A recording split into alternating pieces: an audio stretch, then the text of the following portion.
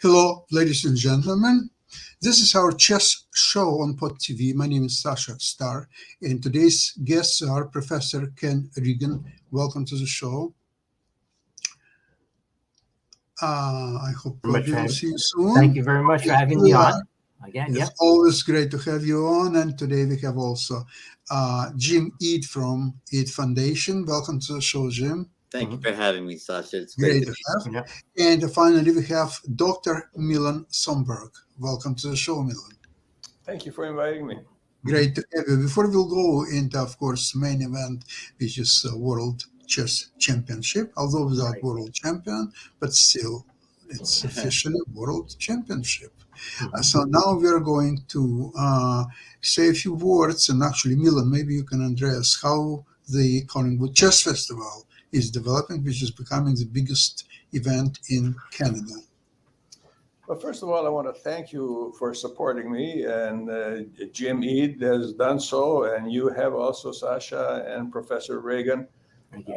Yep. We hardly know each other, but you are at the University at Buffalo. That university has a dental school, and when I was Yes. in dentistry at the University of Toronto, we had an exchange program with the University at Buffalo. So I've been there, and Buffalo students have been to Toronto, and so I know that Mhm. people from your part of the world can get to Collingwood, where this chess festival is taking place, in an easy driving distance, 4 hours or so does it. A That's lot right. of people from Canada go to Buffalo for special deals, even though the exchange rate is not favorable still, the deals are special. So what we have done in Collingwood, we have launched a chess festival last year, and it's in my father's name. And my wife and I wanted to be an annual event forever. We're prepared to spend $60,000 personally to make it that. And we're getting funding from supporters like Jim Eid and others. And Mhm. so we held it last year in the first weekend in May, and we're doing the same this year. But Right. there is so much for people to do now that Mhm. COVID is behind us, that there's much more to do than there are weekends to do it in.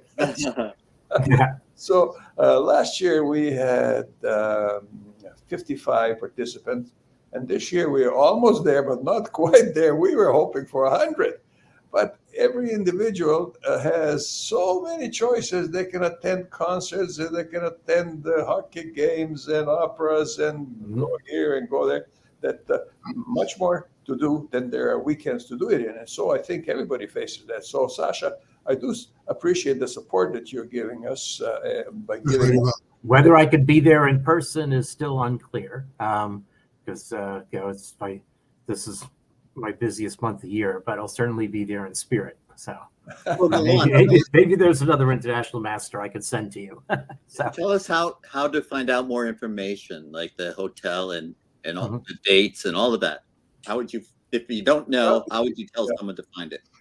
If you go to Collingwood Chess, go do a search for Collingwood Chess, it'll come up. And yeah, then I can get there, and there'll be all the details will be shown, and That's great. including the location. And we're having a cocktail party this year, and the names of all the participants. We have, I think, 6 or 8 people in the top category, including 4 international grandmasters. About 1% of chess players can reach a level of 2,000. Mhm. Last year, we had nearly 30% of our participants at that level. Yeah. And the youngest was 9 years old, so we have kids participating. It's open to everybody. And our mayor herself will personally greet people this year because the town is giving support. So I do appreciate the fact that I can speak to your audience, Sasha. And Jim Eid might come from California to visit us. Mhm. Brian And Hartman came to Buffalo sometimes. I don't know if you're seeing my screen yet. Not yet. Um, No. Not yet. Okay. so So There we go. I have your list of participants up. So this is the main page. who brought that up? That's great. Yeah. Yes. That's Ken's specialty. I had it in the tab already. Yeah. So, Yeah. I was looking to see. So Brian Hartman, I once played in Buffalo,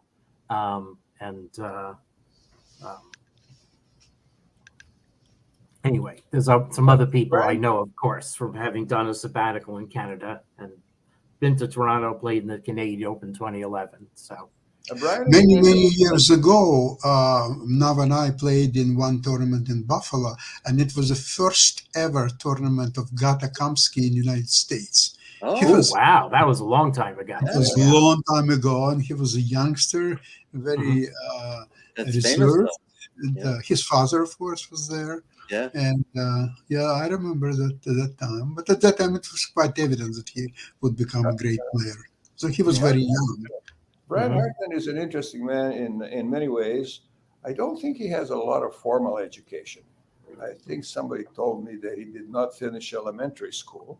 Last year, he sold his company for a profit of $22 million.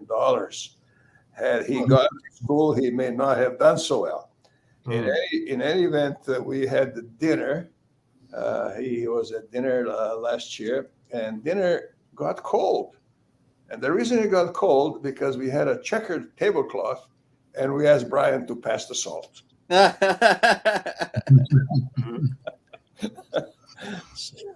So once again, thank you very much, and thanks for showing that. And so anybody can see all the details are spelled out in Calling with Chess.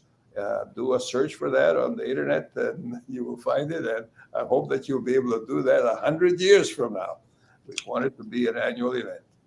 Thank you, and hopefully there will be some fine games played. And There, people- unquestionably, there'll be some. There are people there who are have a ranking of 2,300, 2,400, and so Yeah. there'll be some outstanding games.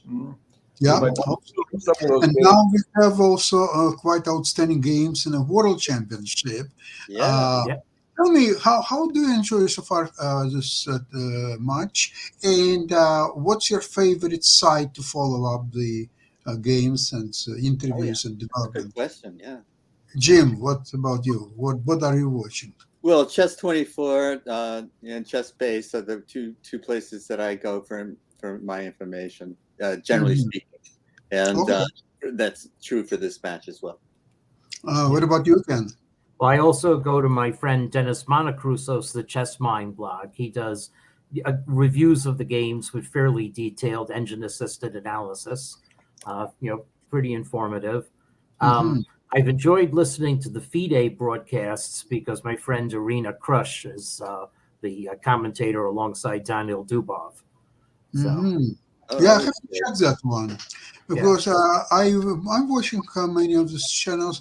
But I like to watch the Russian channel. At least it's not Russian channel, but it's Levitov Chess. Actually, Levitov himself is in London, and he has commentaries by Peter Swidler and guests. He changes guests because sometimes it could be Grishuk, it could be Kostyanyuk a couple of times, and there are some others. And Peter Swidler is I outstanding. really like him. yes, I like Peter Svidler too. He's such a great He's- cricket fan. He's equally good in English and Russian, and sometimes Yeah.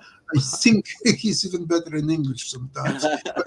But he is, of course, very capable in Russian as well, and that's quite interesting to watch. As a post game, the analysis review of the game, I like a lot Makarychev chess. He's very, very detailed and very objective, and his delivery is very smooth, quite outstanding. So I really like him a lot. And with that, Ken, what would you would like to look at for us in the last few games? Well, yes. So I like to go through, as many of the 4 games. Let's see the 2 decisive ones first. Yeah.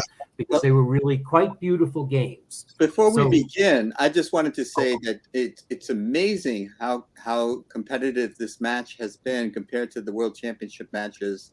And of course, Magnus is not playing, so we people like me didn't pay as much attention to it as we would have if the strongest player in the world was participating. But nevertheless, we have been seeing many draws when the FIDE World Championship has been at stake. and it's not the case here. There's been blood has been spilled, as they say. Yes. There is a reason, in my opinion, to that, because when Carlsen was playing his matches, everyone was scared of him like hell. So everyone, Caruana was prepared to make 12 draws, and he was happy as hell, and so was Karyakin, and Nepomniachtchi was trying to be a little bit more entrepreneurial, should I say that, and his entrepreneurship failed miserably.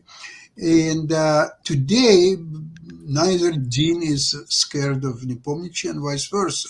So they're playing very enterprising chess.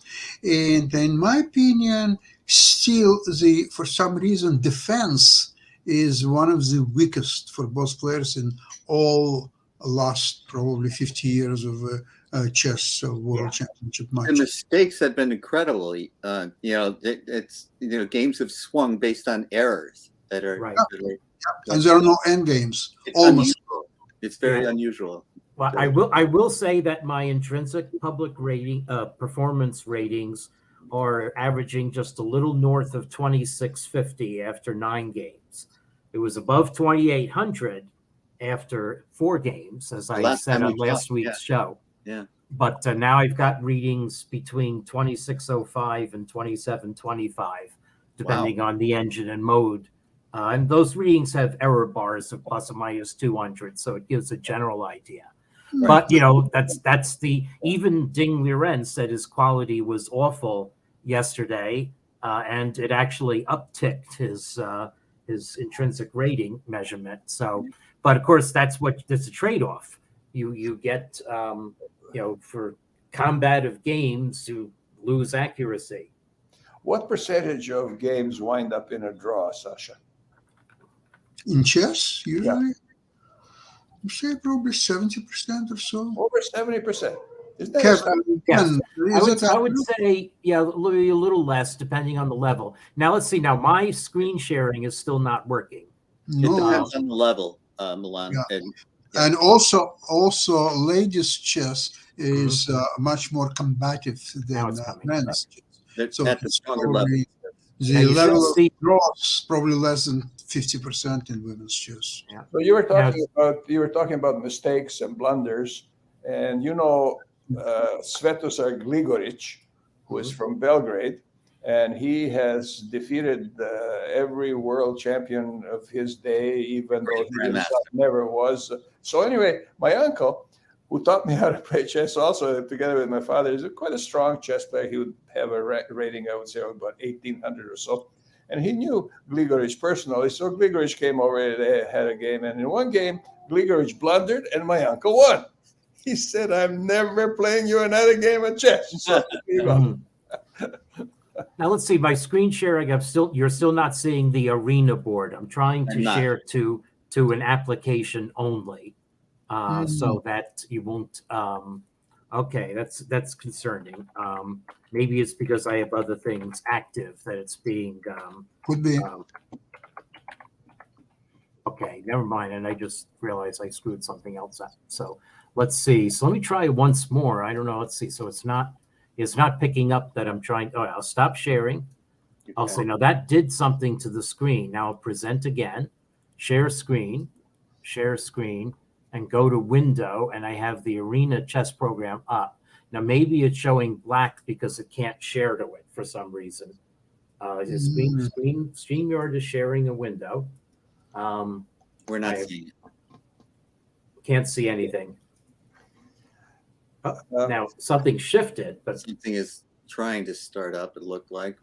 Okay. I run Zoom meeting with dentists every week, sometimes a couple of times a week, and StreamYard is very similar.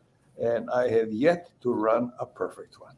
yeah, that's true. So it seems like it's not okay. So what I'll do, it's worked when I shared my whole screen. So I will dismiss some things that looks like I missed getting the reports to Europe in time. Okay, let me stop sharing. Now try sharing my entire screen. But Sasha, your point about the fear of playing Magnus is well taken. But just because you're not afraid of your opponent, it doesn't mean you would play riskier necessarily. So I'm curious that both of these. Now we see the screen, Ken. Okay, all right. So that's the so it's just not working for a tab. Okay, well I have all right. Any sensitive stuff is gone. Okay, so my story, if it's okay to start, we'll pick up with Sunday's game. Saturday, Nepo had won to go ahead in the match again, but Ding Liren got his time with White. So could he bounce back?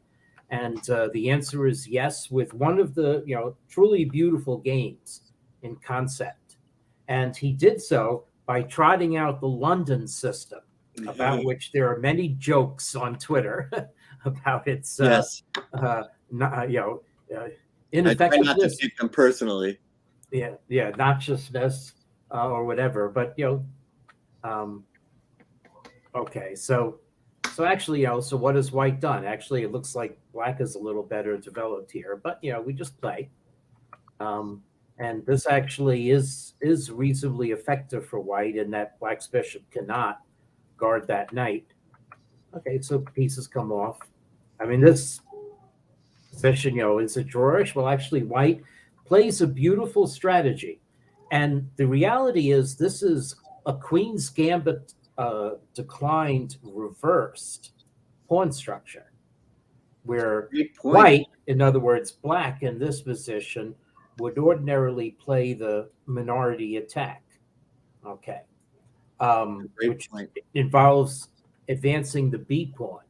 But White plays an effective strategy against the minority attack and is somehow able to clamp down on both sides of the board, even though Black has a pawn majority on the king side.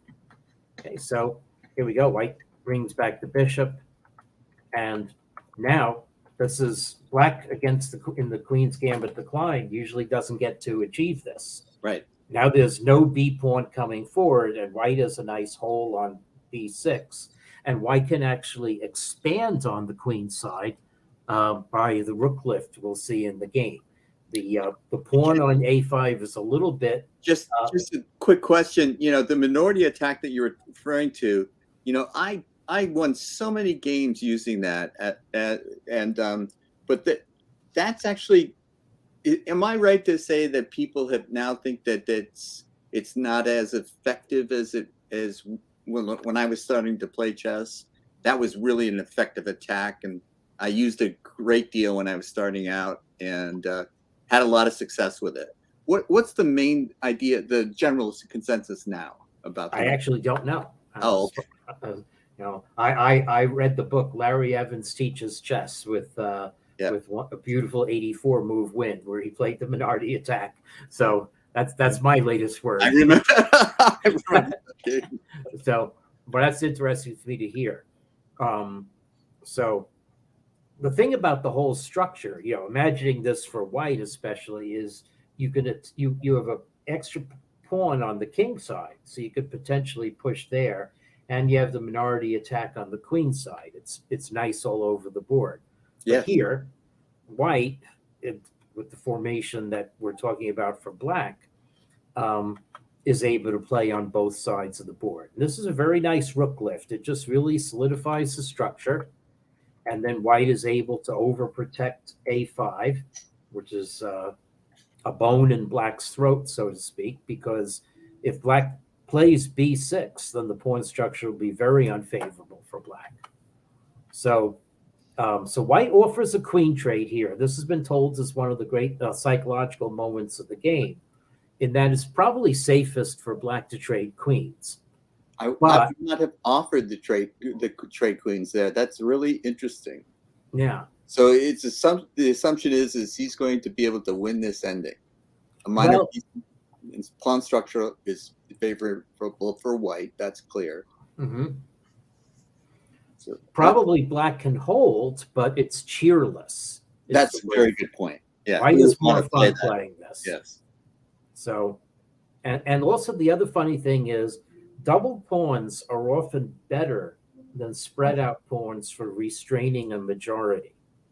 So, if White's pawns stayed where they are, F2, G2, H2, you could imagine if Black were able to reinforce E6 well, that his other pawns would come forward. and gain space. But the white pawn on g3 after the queen trade really retards that action. So It's an excellent point. yeah. So anyway, so black demurred. But now what's curious, however, is Nepo at this point conceived a really desperate looking plan. Okay, so what he conceived was the plan of breaking out with e5 after all, even though he doesn't have a dark squared bishop, which would ordinarily profit by that move. So here we go. E5. I guess he did not want to just sit with the pressure that white would have on the queen side. So we bust out. Now it looks like black is going to be subject to deadly pins on the e file, but the fact is, white's knight is hanging for the moment. So white counterattacks against black's pawn, the cost of white's pawn. But here comes the pawn in the center. And now we just go back. Well, that's pretty calm, cool, and collected, huh? Yes, it is. And so we've got this, and now white drives back the bishop. So another salient feature of this game is an example of the value of having an advanced H pawn. And so because it's cramping. It's cramping, and it's eventually going to be part of the game's final mating net. So there's a definite advantage to white in the pawn formation on the H and G files. So white goes ahead and grabs a pawn. Now black, of course, has this counterattack. And optically, this looks very good for black because the base of white's pawn chain will be exposed. Right. But here we go. Okay, we take this now. So this is very hard to judge. This is what you have to calculate because, white's back rank is bare. It's not a problem because white has luft with the king. Right. Black's rook is out of play, and that's the ultimate factor. But losing c3 doesn't look like fun. However, c4 is also weak after this move, especially. Now, interesting. Right now, at the next move, okay. So this is one place where I will activate the engine because this is said to be tactically where Nepo went wrong. Okay. However, no, so this is actually, you may have noticed if you're looking at the bottom of the screen, how the evaluations shifted. But in fact, Nepo should have grabbed this pawn, even though it looks very scary. So it turns out queen c1 check, originally the best move at low depth by Stockfish, is possibly a losing move already. So anyway, so black, endures this attack. I won't go into the deep reasoning with this, but the basic idea is that black has just enough tactics to hold off white's attackers. Okay. And so this needs, however, deep. That would be hard for me to. Yeah, you would not want this happening to you over the board. Yeah. Over the board. But in fact, you can get away with this. Wow. Okay. So yeah, I mean, it looks lost, but it's not. I mean, yeah. So.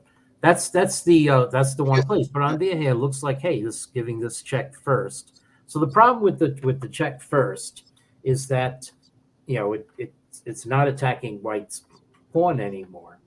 Now this was black's attempt to drive off white's pieces, but white is a move that maybe was underestimated by Nepo because you think white's queen is going to come in somewhere.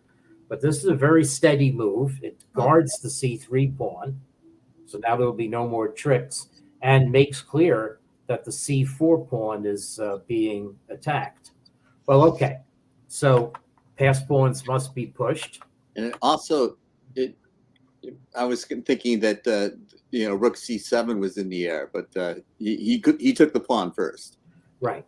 Yeah, it's actually going after the pawn is the idea. So if white plays rook c7, the problem is that this takes the eye off the g5 square. Right. So yeah. But, Missed that. So Nepo put his faith in this counterattack, Right. but Ding Liren saw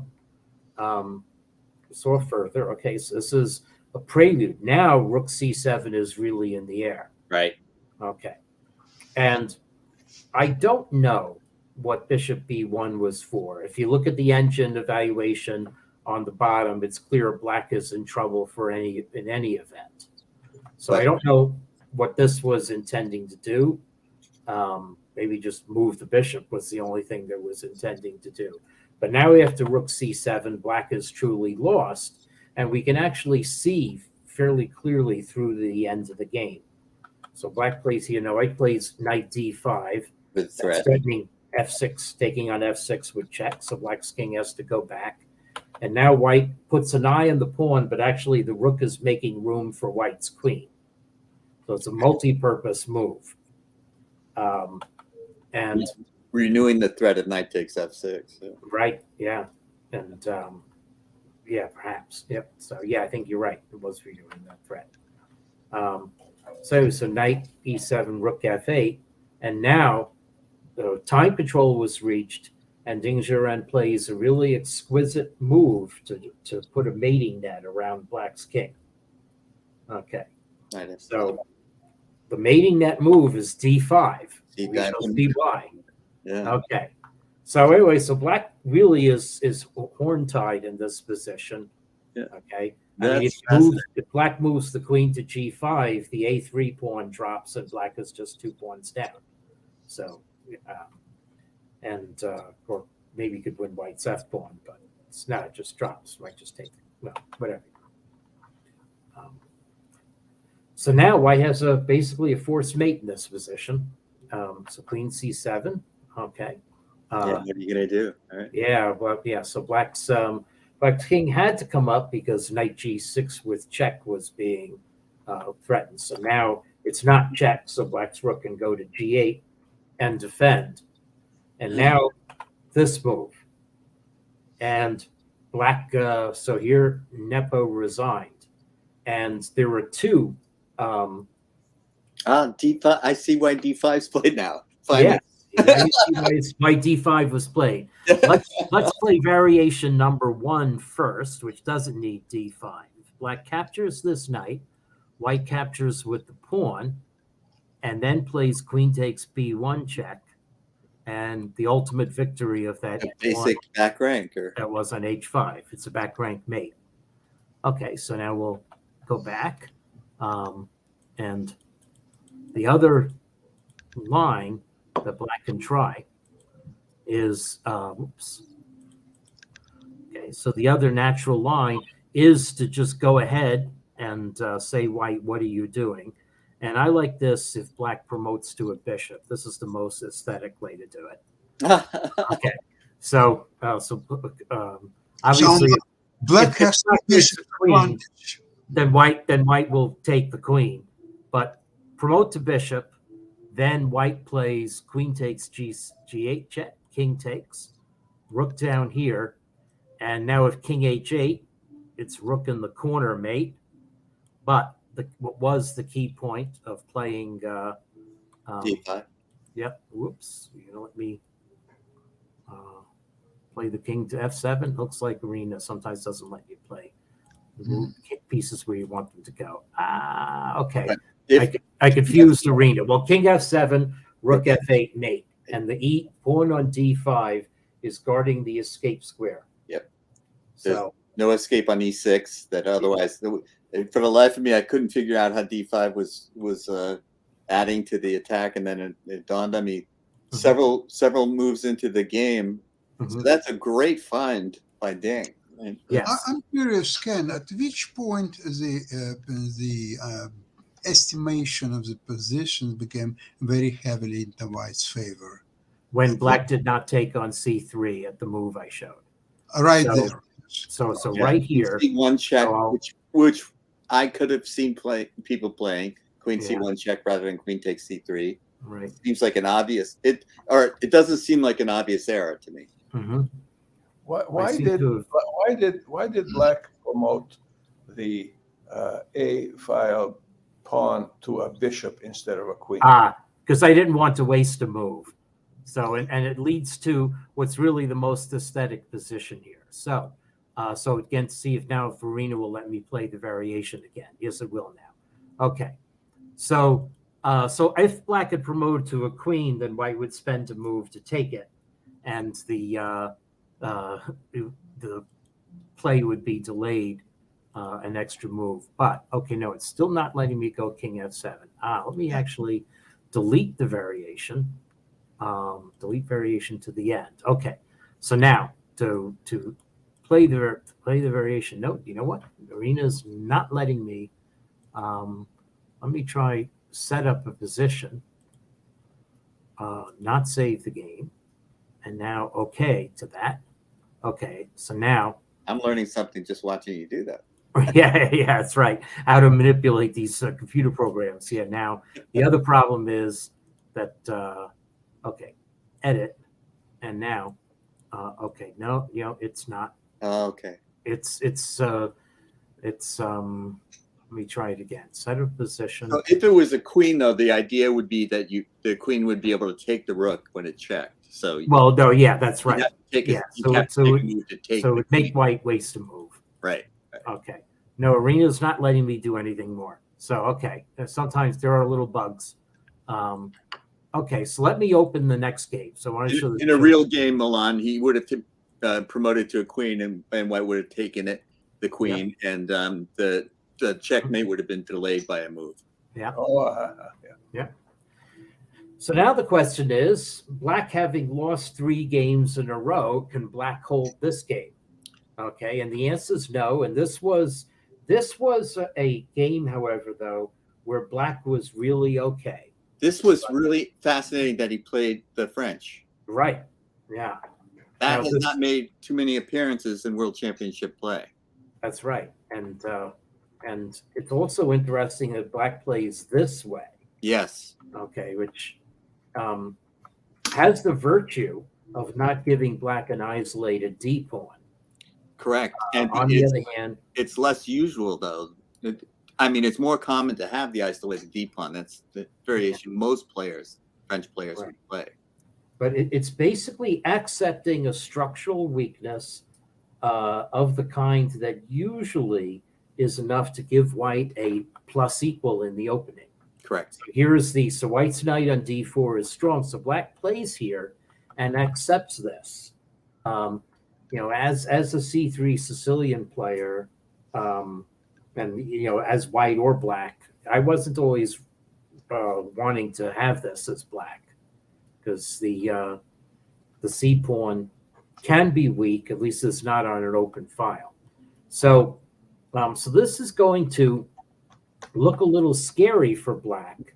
However, White does not have a battering ram, so so White is definitely selling out for the attack. But Black is. Yeah, I guess the point is advancing C6 to C5. And as you pointed out, there's not a half open file that the C pawn can become weak. And so now the bishop's a strong piece. Look at that bishop on B7. So, this is a pawn structural weakness, but at least Black gets piece play out of it. So Black looks fine to me here. Okay, yeah. Whereas I would consider Black a little suspect still. Okay, because of the attack on C4. It depends on how good Black's queenside initiative is. And you know what? Somehow I think what happened is the Stockfish 11 that I had here crashed. Okay.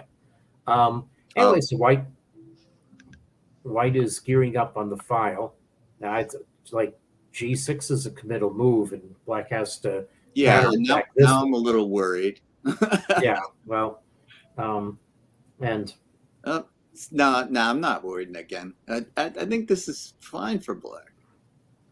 Of course, I played a lot of French defenses, so that's just, I'm one of those guys that's used to defending these positions. Well, it is true that objectively Black really is fine, is meant to be fine here. So there are lots of alternatives that I'm skipping over, but this is where we're going to have a crisis. Many things. And apparently, if white wanted a slight edge here, the more accurate way to play was rook takes f4.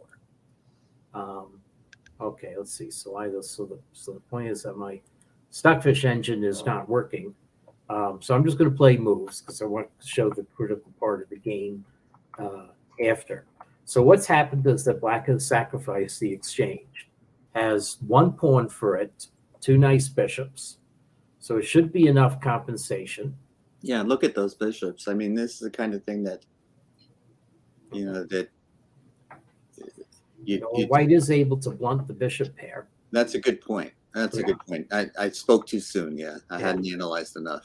Yeah. But black is centered very nicely. Now, when I saw this being played, this is when I got up in the morning. I thought actually that this, even though I saw 0.00 on the Stockfish screen, I thought this is really more dangerous for black, ricketier for black. This is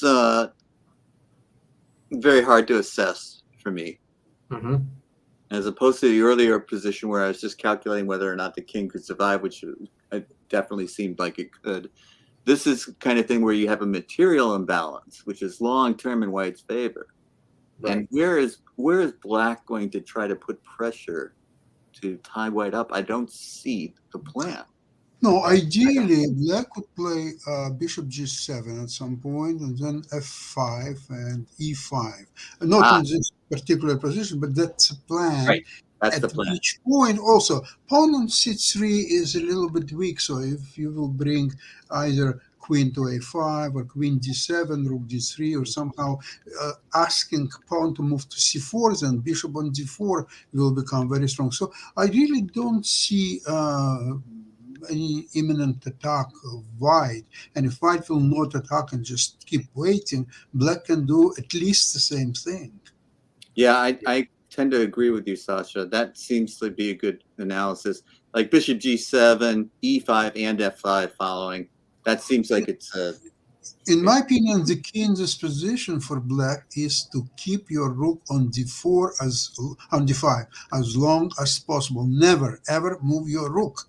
That's exactly what eventually white would have to play c4, and once play c4 then bishop d4, and black can be only better. Right. Yeah. Whereas as white, I want to try to achieve b4 to open up space on the queen side where the rooks will be stronger and make a pass pawn. And I actually don't understand why I can't just play the move now. I guess maybe you have to worry about c4, the move c4 in reply. Now that pawn's going to follow. It's gonna fall. Yeah. Yeah. So that's what I think. Yeah, but after c4, I will have rook d3, and again your pawn on c3 is a little. Oh, good point. That's a good point, Sasha. Yeah. So I don't know. I would keep rook on d5. I would move king g7, king g8, but not move ever rook on d5. And that's exactly the Sitzfleisch with Ding should have had. But as we'll remark about yesterday's game too, Ding does not have Sitzfleisch. So white played rook h4, black played queen d6. The h7 pawn is not really takeable because black can play bishop takes c3. But here, so Ding play h5, that's fine. Okay. And then white played g3, bishop f6, rook c4. And now here is where really black needs to sit. So already when I saw h4 on the board, I thought no, I don't want to give up my extra pawn because it's not going to be easy to win back that pawn. And white can possibly distract black and get in h5. So anyway, so h4. That's strange move. White took it. And now, again, black should play king g7 and just sit on the position. But if you're going to sit on the position, why toss the pawn in? Yeah, exactly. Why toss the pawn in? So Ding went for the attack. All right, we're threatening mate here. And now rook e2. Now white is already better, but this move was, I don't know what kind of miscalculation it was. I don't even understand what it was calculating, unless there is a possibility that Ding thought. I haven't seen a commentary of the game. It's possible that Ding thought he could play the wild bishop d4 check in this position. Okay, and let's see if Arena will allow me to play that move. No, it won't. So something's crashed. But what's an idea? So the idea is that, well, white cannot take with the rook because it hangs the Yeah. queen. Right. And in So fact, it's white's pawn. rook is pinned, so you can't take black's rook. We Um, take it to pawn. So you take the pawn, and then black comes in with queen f4, and suddenly black is attacking with or actually maybe rook d1 check first, and then queen f4. Okay. Yeah, that is a better sequence. That's the sequence. Yeah. Mhm. And black now is attacking with the pieces. Let me dismiss. That's actually unbelievable, but maybe works. Yeah, let me now rerun Arena and see if it will allow me to. Oops, the wrong one. Sorry, wrong version there. Let me see now if I rerun it. Will it allow me that I've refreshed it to play this line? Yeah, this is the question. Oops, I want to edit. Okay. So this is the question of whether Ding Liren thought that this would be a brilliancy for black. Okay. Well, the best you can do here, you're not going to mate him, are you? Yeah. You're trying to? Yeah. Maybe Well, you're trying to. Okay. it's not optically easy to see how white defends this. Is queen e5 possible? Yes. It's Yeah. queen e5, and this works. Okay.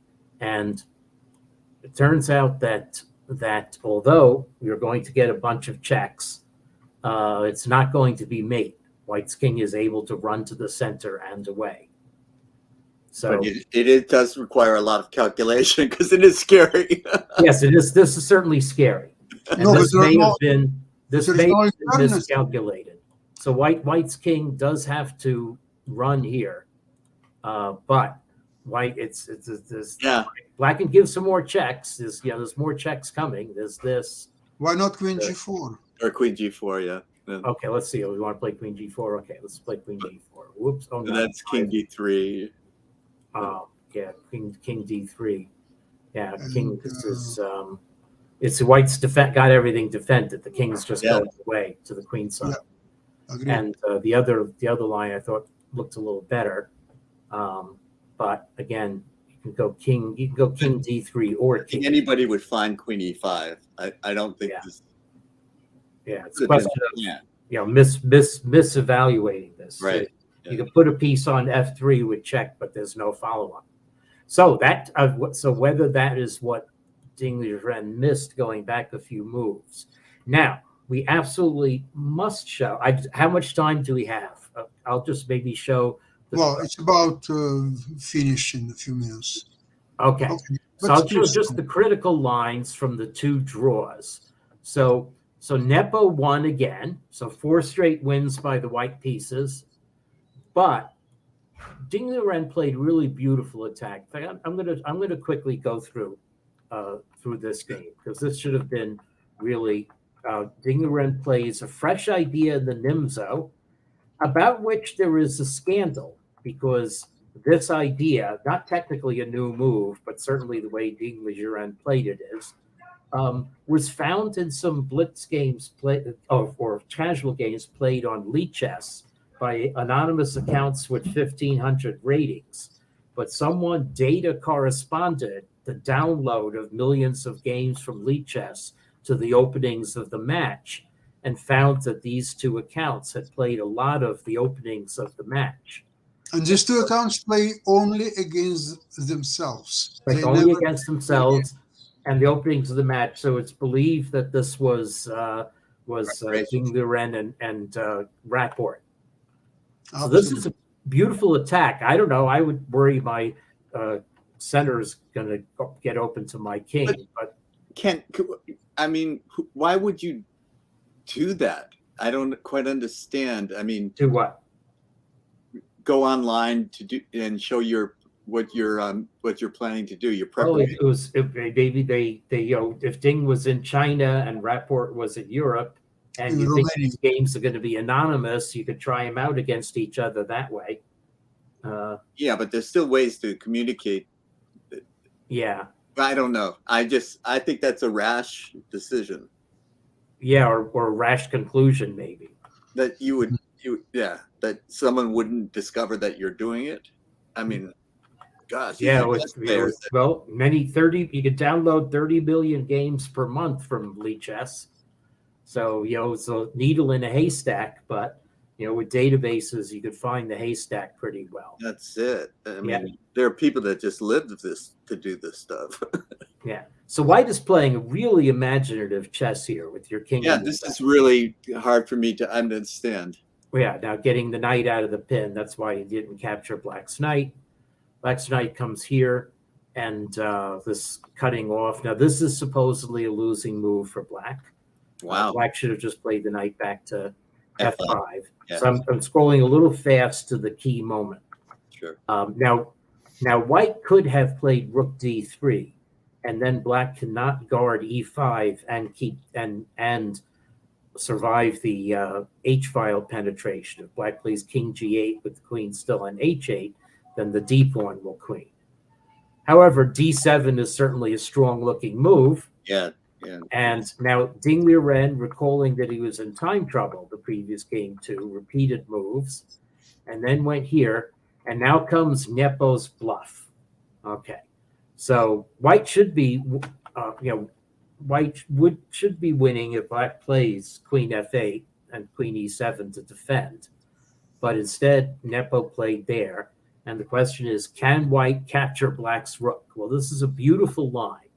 So the answer is yes, but it does not really look like it. And darn it, Yes, but.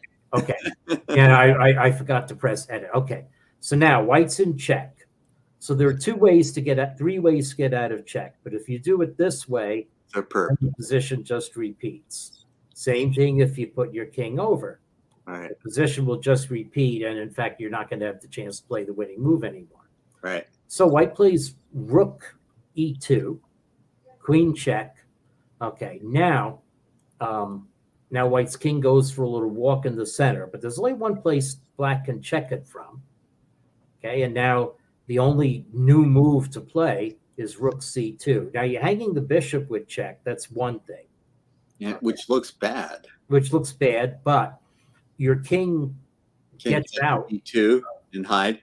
Yeah, so if you do this, then the point is the king gets to D2, and now it's going to come around to B2 and be completely safe. And that's a little. Black will run out of checks. Okay, so that's easier one to see. But the Okay. one that's harder to see, is if Black plays Queen D1, then if Rook D2, Queen B1 check will repeat. So what White needs to do is hang the rook with check, and then play Bishop D3. And it turns out that Black is suddenly out of checks here. Yep. And Queen F6 check is That's coming. Yeah. Whether even if Black plays Queen C3, Queen F6 check is coming.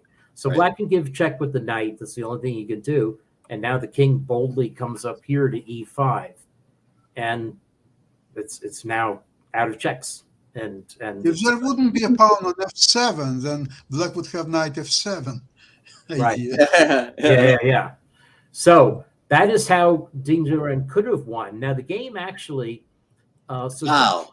so Ding played a move that technically equalizes, but it's still really difficult for both players to play. And actually here Nepo somewhat rashly moved his pawns forward. He had what Black should actually do here is play knight D4 check to sack the knight to get rid of the D7 pawn, and then Black has counterplay. But anyway, with these moves, But I have been able to come up with that plan. Yeah. So with these moves, now Ding has a winning position again, but needs to guard the D7 pawn. Okay. Actually, the engines could take on B6. Okay, Bishop C6 is a move. Many recommended that, at least keeps White's advantage. But the move that Ding Liren played really just walked into knight takes f2. And so now black is, if anyone, has the initiative.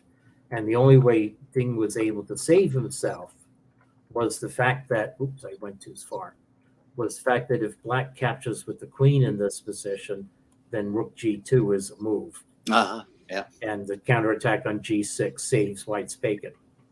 So, okay. All right. Last thing I want to show is the. That was fabulous. That was very. I'm going to have to go over that game again. I Yes. didn't understand why. Very, very interesting, high quality game. Yeah, very high quality, very challenging game. Okay, so Nepo comes back, and Nepo again takes it with hammer and tongs in this anti-Berlin. So Ding finally played the Berlin, not A6. Right. Louis Lopez, and this is the type of very deep strategic game that that comes about from these positions where both sides can play on both sides of the board. Right. White is now gearing up for an attack, and White unleashes the attack with surprising rapidity. Watch how White I agree with you, Ken. crowds the zone in the next few moves. Take that, but Black That's has amazing. already taken pawn. Black just goes about his business. Yeah. Then take a pawn there. So White had two pieces in Black's castle, but not able to press an attack further. Just amazing. Yeah, now really interesting. That's all. So it all works. So does White won an exchange on b5 because Black's rook couldn't retreat because the knight would have been hanging. So should White take the exchange? Well, it's very unclear.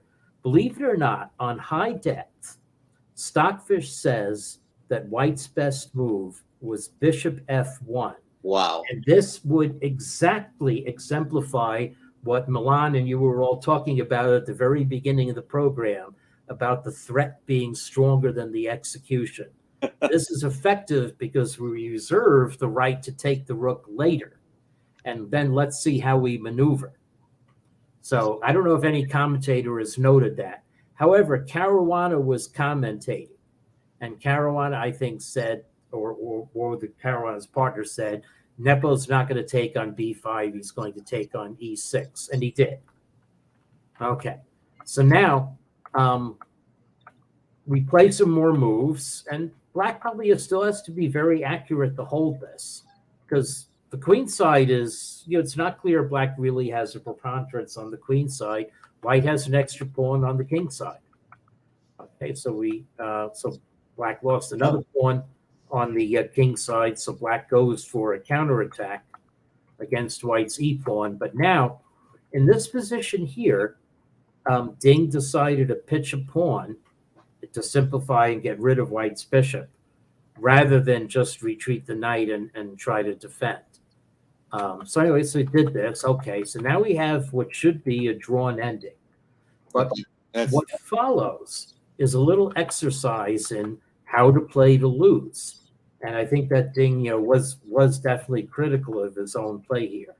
Again, Black should be able to sit, and if White's advances, then could seek counterplay with the rook and knight. But, so, I mean, this is fine. Doesn't do anything. Yeah, but the key concept here is sit. Yeah. Now, this exemplifies what I said earlier. Normally, I wouldn't play a move like this because you double the pawns, but Black's doubled pawns are not too weak in a position against White's majority. But if, that certainly raises my eyebrows. I of White would take that knight. But, Nepo just plays. Nepo plays with Sitzfleisch, and it's very clear that Ding is not. Ding is trying to counterattack now. It's like Black still thinks he's playing for the initiative down a pawn. Okay, here we go. Yeah, no. You really needed to be able to. That isn't actually a mental thing, to be able to sit. Some temperaments don't allow that. Right. And maybe we're looking at one. Yeah. Because so what the ability to sit here, really, it's hard. You have to train yourself to be able to do that. Yeah. So he's gotten rid of the rooks. He's forced White to trade rooks. But trading rooks is an advantage for white in this position because knight endings are the ones that are most winnable with this kind of imbalance. So now black has to play Because g5. yeah, wants to advance again. The Yeah. only move. Right. That's the Yes. only move. The only move, but still. Yep. Whatever. Now, apparently, King had been thinking that black could force still more with knight e4. And this is very instructive because you think you'd worry about f3. But in fact, white can win by playing knight d3 here. Wow. Just defend. And black's doing nothing, and black's king is completely out of action. Which is the whole point of the reason the pawns have advanced. If they had stayed back, if you just sat on the position, the king wouldn't be out of play. But by advancing the pawns, now the king's not there to help defend them. Right. Exactly. So this is where Liren said after the game that the counter sacrifice he thought was the only way to save the game. In fact, black was okay with king e7 as well. But okay, we attack now king e7, and now knight c6 check, king f6, knight d4. So this is still worrisome for black. Yes, it is. Yeah. Yeah, but here black's activity actually worked. He got white's king off of f4, and maybe white put a knight here. There's one more moment in the game that's a bit of a head scratcher for me. And it's the fact, I guess Sting thought he could safely hold this way.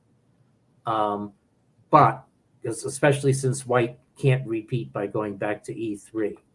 But with minutes left, I got 40 minutes left, I think black should be able to calculate that this is a draw. So, okay, white is going to make a queen, but hey, you're going to get your pawn to the 7th. And which is known. And so maybe you're scared that white's king is a little close in. When white's king is a little close in, this can be me. But actually, black's king is on the good side of the f pawn already. And the fact that if white's king were on d2, yes, it would be lost. But white's king is not able to come over, and now we have the very standard stalemate defense, which everyone should know. With the f pawn or c pawn. So in fact, that should have been, but maybe Ding realized that this is not too much torture after all. It's still though a case. So with king f4, look, white's back in business here for a while, but apparently the players could see that there wasn't much for white to do except meander around. And so now f4 is that actually does look sensible, and the players agreed to a draw here. Mm-hmm. So that's the long and short of it. Hope this was instructive. That was very interesting to me and instructive.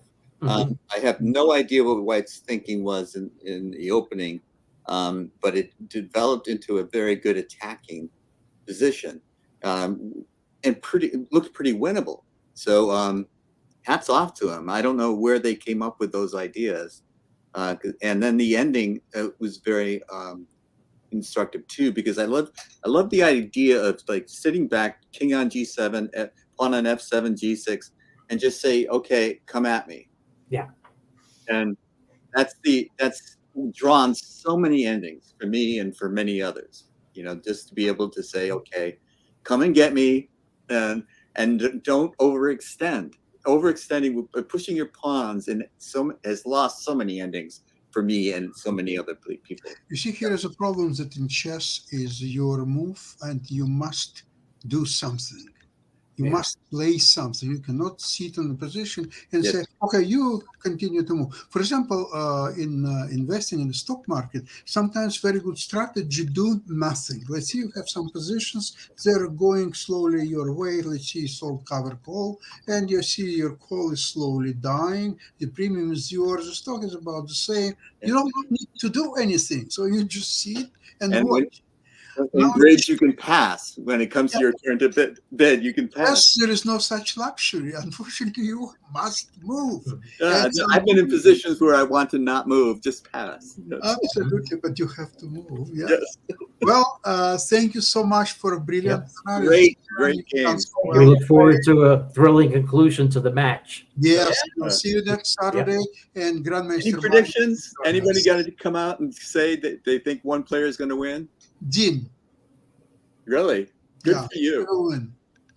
He's down a In point my right now. opinion, I won't. I should not venture. I a know, guess. Ken, but let's say if you can confirm, in my opinion, his overall play, especially when he doesn't do the blunders and all the other stuff, his quality of play, in my opinion, is higher than Nepa. Nepa, he outplayed actually Nepa in some positions. Even in this position when Rook on D5, with the black, he achieved very, I would say, even promising position. Okay, White was not in a danger of losing, but I didn't see what White can do to improve his position. He would only improve his position if Ding would allow him, but doing some.